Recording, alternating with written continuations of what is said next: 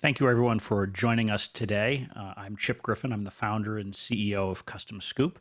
And I know folks are still trickling in here, but I want to respect everyone's time and go ahead and get started. From a format perspective, I'm going to walk through some of the key principles for maximizing your media monitoring results. There'll be plenty of time for Q&A at the end, but feel free to send in questions throughout as well as they come to you. So let me start out by telling you a little bit about myself. I am, as I said, the founder and CEO of Custom Scoop. I started the company in 2000, and I started it because I was in the communications sector myself, and I found that I was frustrated with the clipping options that I had available. At the time, it was not a technology-driven industry. It was focused rather on paper clipping services that would send you the clips and you'd get it a few weeks late and all that. And they looked pretty, but from our perspective, as consultants working with clients, it wasn't timely enough. So that's where Custom Scoop came from. It came out of my own experience. I've got 20 years of experience. I've worked in a whole different variety of things, government, PR agencies, public affairs agencies. I've worked in the corporate environment and also as an independent consultant. So all of that knowledge goes into what I've created for this presentation today. I also speak a lot, and I have my own blog and podcast and blog regularly at MediaBullseye.com as well. And finally, I just wanted to know that I'm a Red Sox fan, which means it's kind of a depressing month for me. It's not a whole lot of fun, but I'm going to get past that for this, even though my wife came in to my study and told me about 20 minutes ago that Theo Epstein is now headed to the Cubs. In any event, on to more relevant things. This is a presentation that is based on an ebook that I put together called the Media Monitoring Checklist. If you don't have it already, I'd encourage you to download it. What I go over here will go beyond what's in that ebook, but that's a good checklist to have and use as you're doing your own media monitoring planning going forward. This presentation will be relevant to you whether you use a free service like Google Alerts or a professional one like Custom Scoop or many of the other ones out there. In fact, this is not Custom Scoop driven. There are any number of services out there. It's a collection of logos of some of them, not all of them. So if I've missed someone, please take no offense. It was simply intended to show that there are any number of services that the principles here will apply to.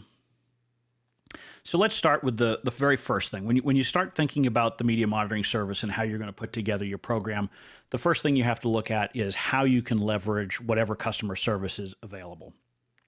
And customer service is available even on free. It's not personalized, but it is there and it is very helpful. So if you're using Google Alerts, for example, you can go to their website and they have a getting started guide and they have answers to common questions and they show you how to do things like create alerts.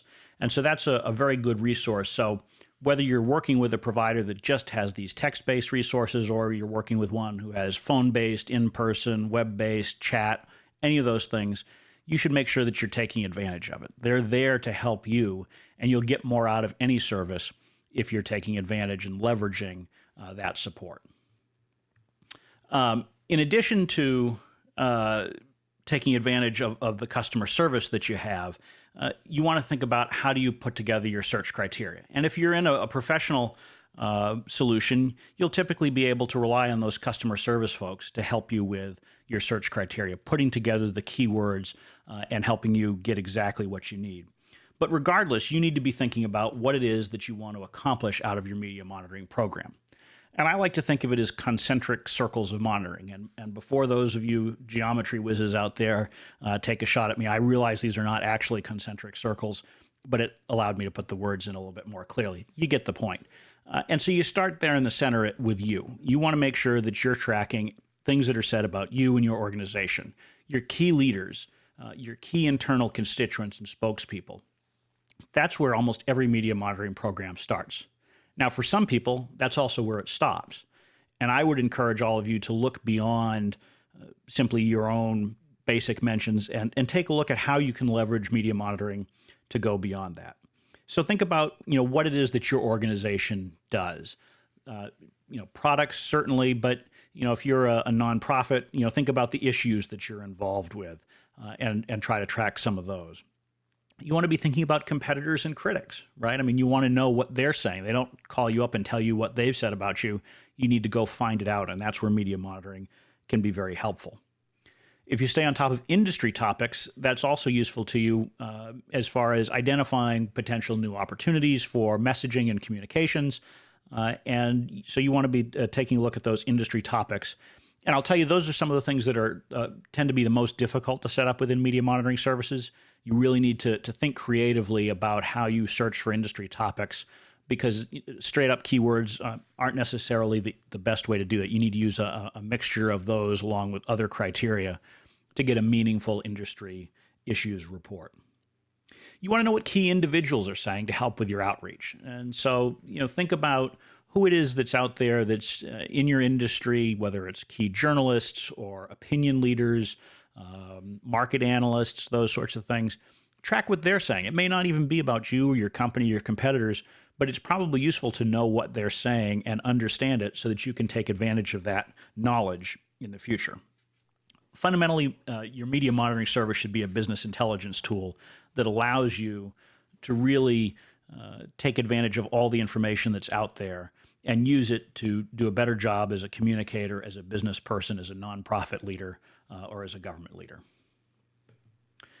Now, when you're thinking about your search criteria, you have to think about the tools that you have available. And these are a couple of different screenshots of different ways that you can build keywords. And you'll see there are a lot of similarities, right? I mean, you have the way to put in your keywords and to distill them down and decide, what they're going to focus on. Some of them are more generic, like you'll see in the Google Alerts, where it says, focus on volume, only the best results. That's a little bit more generic. Whereas over on the panel on the left, you can actually check off particular sources to include in your search results. You want to take advantage of these tools and use them to your advantage to get exactly the right amount of results that you want. It's very easy using media monitoring services to get too much or too little. And so if you play with your keywords, you'll have an opportunity to get just the right amount of information into your account. As you get the information into your account, you want to think about what you do with it. And so charts and graphs are a good way to do that. Charts and graphs will allow you to visualize the data. And sometimes that's a lot easier than it is to just go through a long list of clips. And sometimes you'll spot trends in here. Here is an example where I used a free service out there to search for Steve Jobs. And obviously he's been in the news a lot lately. And you can see there are two spikes here recently, and those are attributable to specific events. Now, we're all probably familiar with what those are. In August, it was obviously his resignation, and then just in the last week or so, it was his death. But it's not always going to be obvious to you. So looking at these charts can cause you to go back and look and say, okay, what caused this spike? In fact, if you look back here in the late May timeframe, I don't know off the top of my head what it is. So if I was looking at this as someone who was either advising Steve Jobs or investigating Steve Jobs to understand how I can do things better at my business, I would want to know what caused those spikes back there, and what does that tell me about his communications program and my communications program. So think about how you can use charts to find those things. But there are other things that you can use charts for. You can use them to segment your results and understand where is your coverage coming from. So in this simple pie chart, you can see a sample search, where it breaks down as far as online, offline, broadcast. And so understanding where your coverage is can be really important and really helpful to you. It may tell you that you're particularly strong in one area, and you can learn from that. You may also tell you that you have certain weaknesses. And so focusing on that is really helpful. And it doesn't have to be just on source type. I mean, you can break it down by any number of different things. Charts can also be used for comparison purposes. So you want to compare yourself to a competitor, to benchmark yourself, to understand what it is that you could be doing better and understand how you're stacking up. And in this particular example, I used Bush versus Obama. Not really a head-to-head thing, obviously, but two prominent individuals who have shared the national stage and obviously have gotten a lot of news coverage. And you can see the spikes. I mean, the red being Bush, obviously there was a spike towards the end of 2004 around his reelection. And then in 2008, there are a number of spikes for candidate and then President Obama. And so these are the kinds of things where, as you take a look at them for competitors or for colleagues, they're things that you can use to compare and contrast and learn from. I'd mentioned that there are other ways that you can segment things. One of the ways that is often overlooked is a geographic analysis. And those can tell you a lot of different things. If you're an organization that operates in all 50 states or in the whole globe, understanding where you're particularly strong in your coverage is useful to know. And so, obviously, with most media monitoring services, this works better for traditional news outlets as opposed to social media, which tends to be a little more difficult to break down geographically, although there is some ability to do that with a degree of reliability at least. Nevertheless, it's a useful way to look at your data and understand it. And so if you're looking here on this particular example, you would see, hey, I'm particularly strong in Texas. That might be because you had a Texas event or because you're based in Texas. Either way, you want to look at it and figure out what makes sense and where the anomalies are that you can learn from, either for better or for worse. Consuming your results. This is the thing that most people think of when they're thinking of media monitoring. When you think of media monitoring, you think about how am I going to get my data out? How am I going to see what my clips or my results are? And so there's a couple of different ways. The first and foremost way that people interact with most media monitoring services, whether it's free or professional, is through email alerts. And there's a number of different ways that you can use this. And ideally, you want to break down those email alerts in a bunch of different ways so that you can really get the most value. You may want to break it down so that you get, for example, CEO mentions and get those immediately, just as soon as those come out, because you really want to know about those. And it may not just be your CEO; it could be someone else within your organization or even outside your organization. That anytime that individual speaks, you want to know about it. But you also want to think about overviews and early warning reports. These maybe you set up to get once a day, something where you're able to get that 30,000-foot view of what's going on and get those early warning signs. Maybe it's a chart that comes by in your alert, for example, that you would see some of those spikes like we saw in the Steve Jobs example, so that you can jump on top of those. But because of multiple time zones and breaking news, you may also want to look at getting a couple of these overviews or early warning reports throughout the day to accommodate that, particularly if you're someone who's working in a global environment and it does matter what's being said, say in Europe or Asia as well as the United States. Those are the kinds of things where if you get a few updates throughout the day pushed out to you, it can be helpful. Obviously, almost all of the services that you'll look at will also allow you to go log into dashboards, and we'll talk more about that later. But getting email alerts pushed to you is particularly helpful as a reminder, and also so that you can consume things easily if you're in a meeting or otherwise on the run.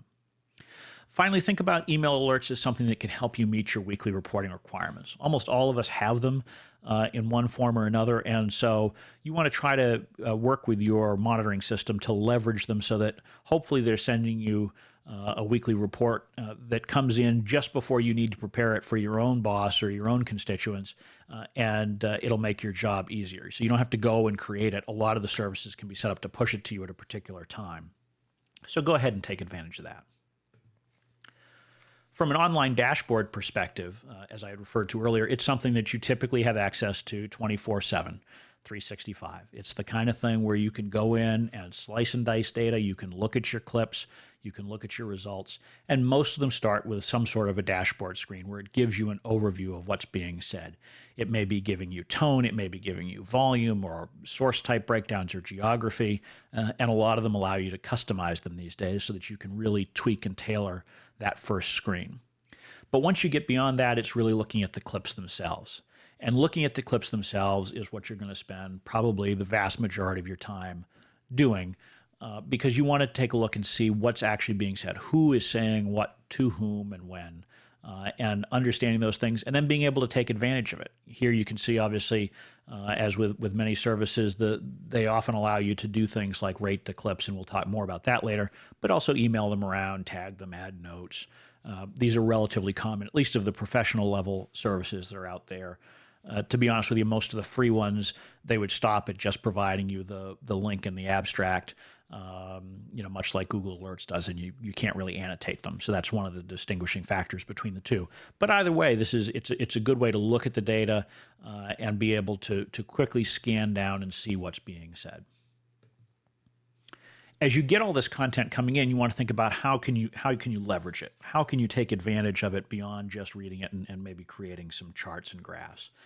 And so the very first thing that's become very popular in recent years is using media monitoring for workflow. particularly in social media. So as you can see with this screenshot here, this particular service allows you to assign your results to an individual. So you could take a blog post, for example, and assign it to John Smith in your organization and say, okay, you need to deal with this. You need to handle this and go out there and respond to this person or comment on it or let someone know about it or research it, whatever it is that needs to be done. You can assign priorities. You can classify it, probably as, customer complaint or praise or a sales lead, all these different kinds of things. And most of the time you can customize the services so that you can use them however you want. Some people will be using media monitoring more for sales purposes and lead generation. So they might, really like the thing here where it says that you can connect to Salesforce. So that's something you can do. But others may be using it just for media relations and that sort of thing. Either way, you can take advantage of these tools in the way that best suits your own workflow. And so one of the things that I encourage a lot of people to do with media monitoring is not have it be just one person's responsibility. Make sure that you're sharing the tool out with as many people in your organization as possible so that they're getting the benefit out of it. And that's really important. If we think back to the old days of public relations, we would get the paper clip packets and we would distribute those around. And that's great. But if you have tools like these, sending around the email newsletter is great, but having people dive in and have access to the raw data can be helpful as well so that they can get exactly what's needed for their own job. Of course, a lot of services will allow you to do other things with your clip data, so it's not just on the dashboard or by email. You might have a website widget. I mean, you can even do this with Google Alerts. It's a little bit more technological there. It's not just a copy and paste, but they have RSS feeds, and there are plenty of tools out there that will let you display an RSS feed on your website. So think about how you can leverage what's in your clipping account to produce content for your website. Newsletters. Newsletters are a great way to leverage your clipping content to keep constituents informed, whether it's members or that sort of thing. And here's an example from a service that prepares newsletters based on clipping data. And in this case, obviously, it's based on food, which is a particular passion of mine. And so I thought it would be a good example to share here. But it would work for anybody. So, if you're an association, this works great. If you're a nonprofit, it works great. But frankly, if you're a company, it works great. I mean, show yourself as an industry thought leader by distributing a newsletter based on the clips that you're getting. Sometimes it's just as easy as checking off a box next to a few of the clips and having them get sent out to your standard email delivery list. So think about how you can leverage your media monitoring content to reach key constituents, not just your own internal communications needs. As you go beyond that, you want to think about how do you analyze the data? How can you learn from it and really take advantage of it that way? And so a lot of times when it comes to analysis, people think about sentiment, rating, positive, negative, neutral. And so that's the fundamental way to do it, is to rate clips and then take a look at it and figure, is my coverage more positive, more negative? What's driving the positivity or negativity? And most services out there that are professional allow you to do this in some form or another. And so it is a good way to spot trends and understand things and focus on them. It's important to understand that there are differences of opinion on sentiment. And so that comes in to play with automated sentiment analysis, which is very common these days. And I share here a blog post from Jason Falls, who's a prominent blogger who shares some of his views in this particular article about why he doesn't trust automated sentiment scoring. And that's a commonly held view, but it's also important to realize that human analysis is not infallible either. In one of my early jobs with a public relations firm, I oversaw a team of people who would do the actual manual rating of clips. This was obviously pre-technology, so it was all done on paper and handwritten on the clips. But the system that we had in place was two people would read each clip. If they agreed, that was the rating on it. But if they didn't, it went to a third person to break the tie. And I'll have to tell you that there were plenty of times where they would come across my desk and I would spot check them, and I disagreed with what those two or three people had come up with. And part of the problem is that you can look at, particularly when it comes to an article, a lot of different ways and come to different conclusions about whether it's positive, negative, or neutral. I would argue that the vast majority of content out there is neutral, and so that's something to keep in mind as you're doing sentiment. And different organizations will view this differently, which obviously creates challenges when it comes to doing it in an automated fashion. Most people who have looked at automated sentiment analysis have concluded that it's somewhere in the neighborhood of 70 to 80% accurate most of the time. It goes down when you start dealing more with social media, where there tends to be more sarcasm and snark and those kinds of things. But it can still be a useful starting point. So I'm not saying don't use automated sentiment, but think about it in the context of what works for your organization, and don't rely on it as gospel, but use it as that first cut, if you will, for analyzing data. And there was actually a good report put out by a firm called Web Liquid out of both New York and London in the last month or so. And they compared a few different services, and their research seemed to back up that 70 to 80% accuracy of automated sentiment. So it does seem to continue to hold up over time. As you think about analysis, there are other ways that you can use your data. And so you want to think about how do you go deeper than just doing this top level analysis. And so some of the things to be thinking about here are, thinking about the data as your own. And, I think that's, in the old days, we all accepted that. We had the clip books, we'd have them sitting on a shelf, frankly, probably gathering dust, right, for years. But it was our data, we knew it, and we kept it there.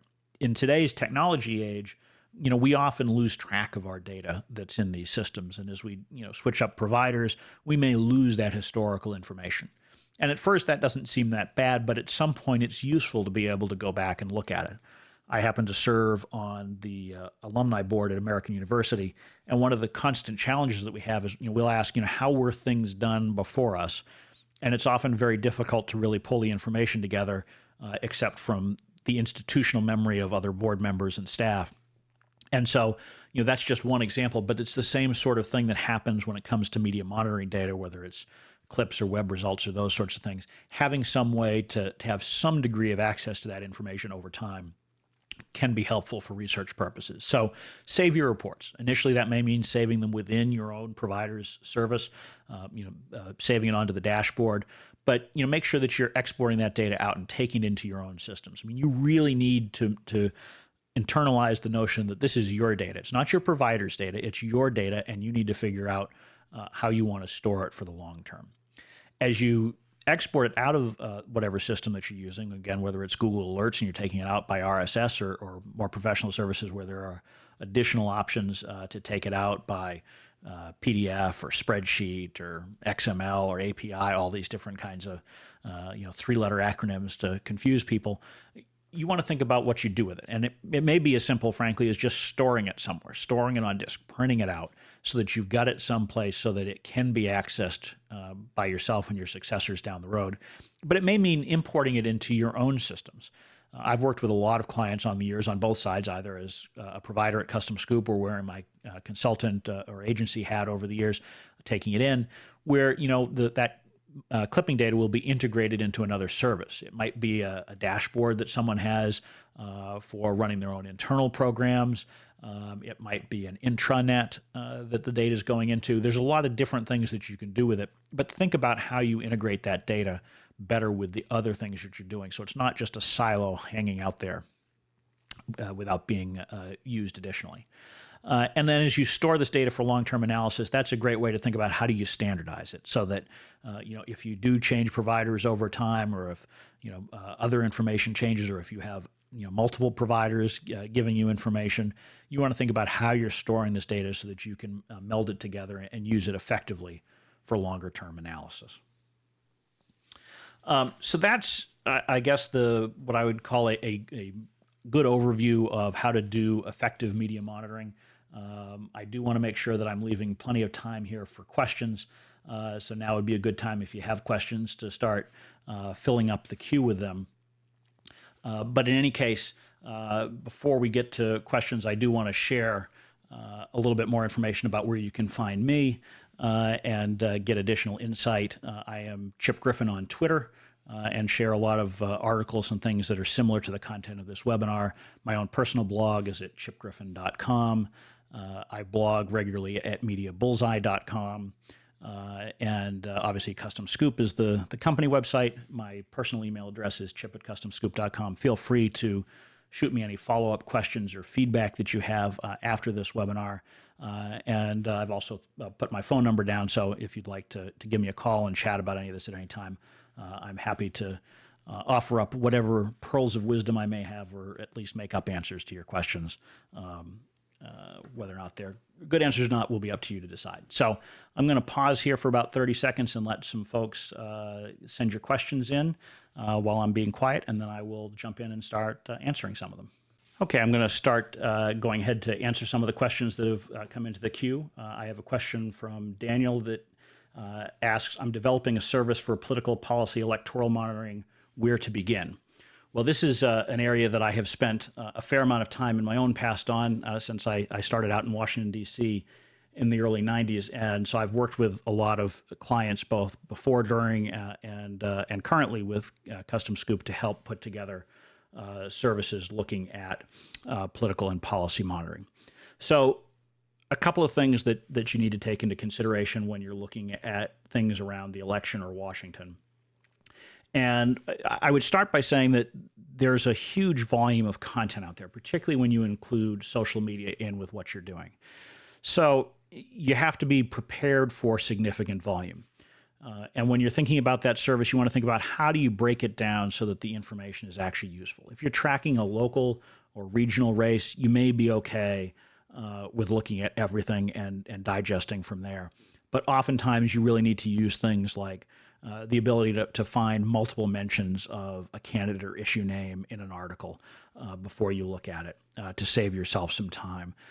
Do some things like put together targeted list of publications so that, the ones that you're particularly interested in, if you're following the New Hampshire primary, for example, you might want to particularly zero in on the Union Leader and the Concord Monitor to know what they're being said, what they're saying. In Iowa, the Des Moines Register. Everybody's kind of got their own key publications that have additional weight. And it may not always be the ones that are larger from a circulation perspective. So understand what you're looking for. Try to think about ways that you can distill down the information. And this really goes for not just politics, but anyone who's working with a large volume topic. You really want to try to find the best way to distill that information down to a manageable level. It does you no good if you've got so many clips that you can't process them. So you may use a larger volume of clips for charting purposes, and then a smaller volume of clips for actual hand analysis. Those are things that you'll have to decide as you go forward. And typically you'll want to start broad and then narrow down. But be careful about narrowing too much. I have a funny story to share. We had a client years ago who was a political consultant and was tracking candidates in a particular state. And so this individual, the candidate, had a name similar to an NBA basketball player. And so that was causing all sorts of problems because he was getting a lot of irrelevant coverage. And so he started out by putting in not basketball within the search. Unfortunately, there came a day where the candidate got injured playing pickup basketball, and so he missed all those stories and was concerned about it. So in our particular case, we worked with him to exclude stories from the sports pages, which still runs a risk, but is much less risky than the just including the word basketball. So think about the unintended consequences of search terms as you're putting them together. Thanks for the question, Daniel. Let's see. The next one is, how do you handle copyright issues when using your clipping services information? So copyright is something certainly to be aware of. And generally, there's a concept called fair use. And I want to preface this by saying I am not a lawyer, and so this is not legal advice. My lawyer will appreciate that I said that. In any case, from a copyright perspective, typically you can share snippets of stories with no difficulty. And in some cases, the courts have said you can share full articles. It's a little bit murkier there. My general advice to folks is that to the extent that you're distributing things, particularly publicly, that you don't do full articles, that you do snippets, relevant snippets with a link back to the full text for those who want it. But I would encourage anyone who has copyright concerns to consult with your own counsel and your own experts to see how it may apply to your specific organization and your specific needs. But it's definitely something to be aware of, but not something to be, I wouldn't say, too paranoid about either. The courts have generally seemed to be, as far as I can tell, moving in the direction of a broader interpretation of fair use rather than a narrower one. Thank you for that question. Um, let's see. Is there a general percentage of reliability of geographical data for social media monitoring near the same percentage as automated sentiment? So, okay, the accuracy of geographic data in social media, I would say, is significantly lower than automated sentiment. I haven't seen specific research on it, but because of the way it's derived, it's challenging. And let's take a look at a few examples. So, if you've got a blog and you're trying to look at the blogger and you say, okay, this is going to be geographically based because this blogger lives in New Hampshire. So my blog, Chip Griffin, or Pardon the Disruption, clearly I'm a New Hampshire-based blogger, so geographically I would show up as New Hampshire. And in fact, I do in various media databases, and so I get a lot of New Hampshire-centric pitches sent to me. I will tell you that that is not the focus of the blog, however. It is not a local or regional blog. So although it is accurate to say that that's where I am, it is not accurate to say that that's what the content is. And think about it this way. In the traditional media space, if you were a trade publication and you were based, say, in Vermont, but you covered the advertising industry, you would not be a good target for Vermont-focused news that's not advertising related. And so that's one of the real challenges that you have with blogs, is that the vast majority of them are not locally focused, and so they're better divided by topic rather than geography.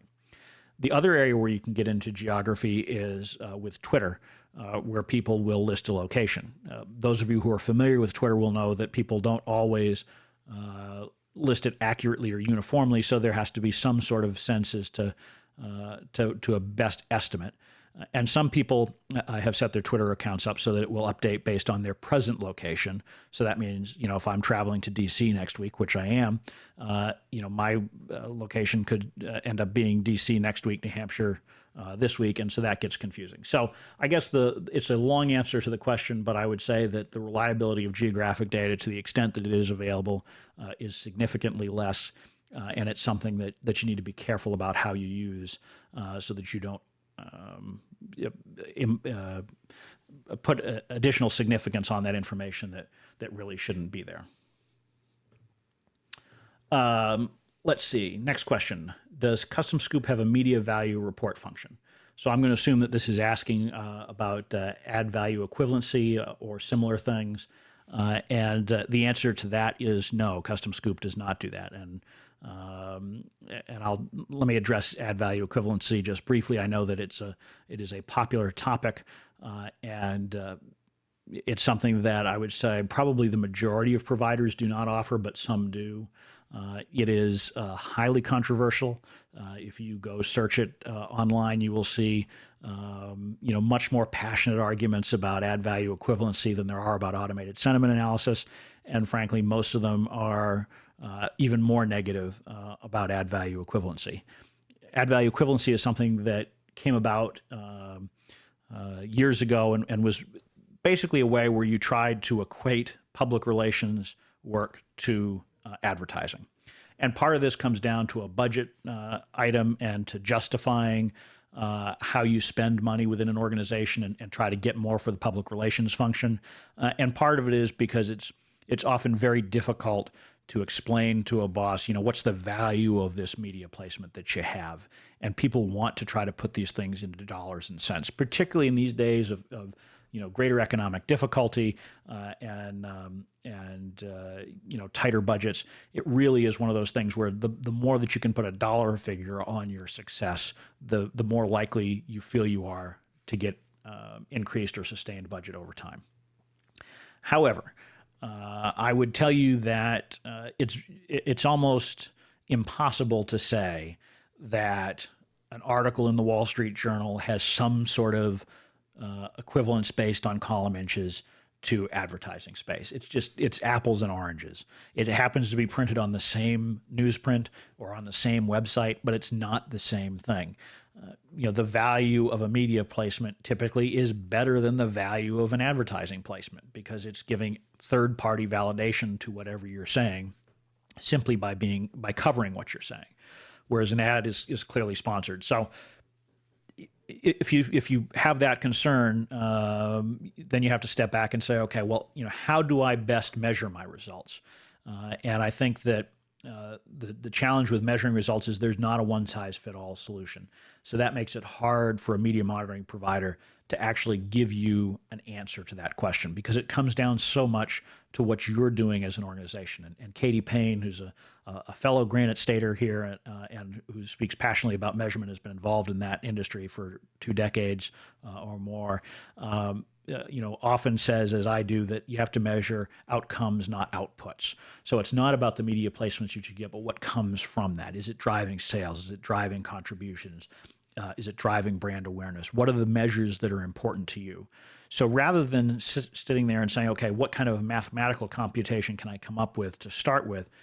What you need to do is begin by saying, here are the goals for my media outreach program. Here's what I want to accomplish. And then say, okay, if I'm trying to drive sales, here's how I'm going to measure that. Here's how I'm going to attribute it back. And so try to think about those kinds of things first and try to figure out how to measure backwards from there rather than starting out with the actual number. All that said, there are certainly companies out there who do put these things together. So if that's something that is absolutely important for your organization, you can find it. But I will tell you that you just need to be cautious about that data before you use it. With that, I've run through the questions that are in the queue at the moment. So I will pause for another 30 seconds to see if there are additional questions, and then we'll go from there.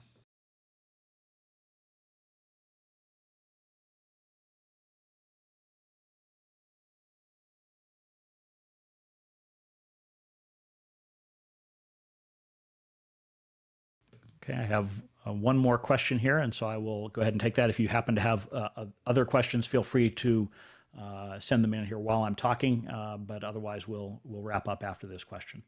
So let's see, Chip, the directions I have on copyright is that if it is on the public web, it is now in the public domain and only requires a proper sourcing. Also, each piece should have a copyright claim for further consideration. So this is obviously a follow-up to the copyright question earlier. And I would say that that is not actually my understanding of the law. Again, I'm not a lawyer, but from a copyright perspective, just because you put something on the web does not make it public domain. It means that you can link to it, certainly, but it does not mean that you can just copy the text and use it yourself. So again, I would encourage everybody to get their own counsel on it, but from a copyright perspective, just because something is on the web does not make it public domain. Let's see, I have another question that came in. What do I see as the next trend in monitoring media coverage? So from a trend perspective, I think that what we're all seeing in this industry, whether we're public relations, marketing, or otherwise on the communication side, or as I am on the vendor side, it's the massive outgrowth of information that has been occurring and continues to occur.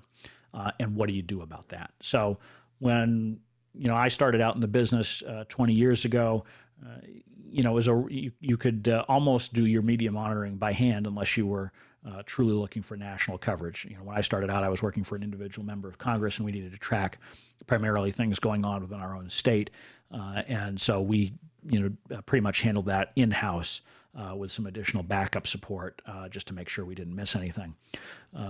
Today, the volume of information that's available is really just staggering. And so understanding how you deal with that information is challenging. When we started out as a company, we were probably monitoring the tens of thousands of clips a day, and now we're doing millions of clips a day that we're looking at. So it really is a huge volume of information that you need to look at. And so from a trend perspective, it's how do you handle that? And one of the ways that people have been dealing with it is by siloing things. And so there's been, as social media has cropped up, it's brought together, a lot of folks who will put social media in one bucket and traditional media in another bucket. From a trend perspective, those buckets are going away because it's no longer really possible to draw the bright line. I mean, a blog like TechCrunch, is that a blog or is it a news site? I mean, I think most people would argue it's closer to a news site, but there's some healthy debate over that. Huffington Post, same category. How about a blog on the New York Times website? So as these lines blur, it becomes more challenging to treat them as silos. So you then have to treat them together. But how do you do that effectively? And so, different people have taken different approaches. My personal approach to it is to allow people to segment when necessary and combine when necessary. And some people just put it all together. It really becomes almost a case by case between provider and customer kind of situation. From a trend perspective, though, too, we want to think about how do we take that information and do a better job of analyzing, do a better job of distilling that into something that's meaningful. And some of that comes down into the charts and graphs. Some of that comes down into sentiment analysis. Some of it comes down to how do you repurpose the data. So, trying to think about what you do with the data rather than just how do you accumulate more of it, really, I would say is where the industry is headed. Thanks for that question. And let's see. I have one last question here. And do I recommend any specific statistical software or routines? The answer to that is no. I don't have specific recommendations. Again, I think that when it comes down to how do you go beyond what's in your provider's data set and do additional analysis, it really comes down to how do you want to measure your own goals and what tools are best done for that. So it would be very difficult for me to give, a one-size-fits-all there. I mean, if you're a consumer packaged goods company, your needs are going to be different than if you are a local nonprofit, than if you are a small to medium enterprise business. So you really need to figure out which the tools are best for you. And it does go back to my first point, though, which is using your customer service team.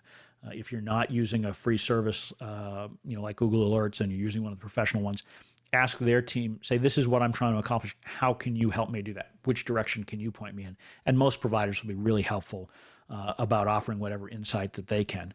If you're working with your own external PR agency, they'll have ideas as well. It's a great thing to ask if you're on Twitter or on LinkedIn. Different people will be able to steer you in different directions. So I would say the key here is to be open to getting input and suggestions and ideas from other people. It's great to go out there and tap into all of these social networks that we now have available and leverage that in a way that was very difficult a decade or two ago. We really have a wealth more information available to us, and we all ought to take advantage of it, whether we're working with media monitoring or working with other research for our jobs. So again, thank you for that question. And with that will bring to an end this webinar. I appreciate everybody who has taken their time to join us today. And if you have any questions, do feel free to email me or, as I said, give me a call. Again, it's chip@customscoop.com if you'd like to email me, or my direct line is 603-227-9800. And I'm happy to follow up with anybody on anything that was raised here that you'd like to discuss further. Thank you for your time.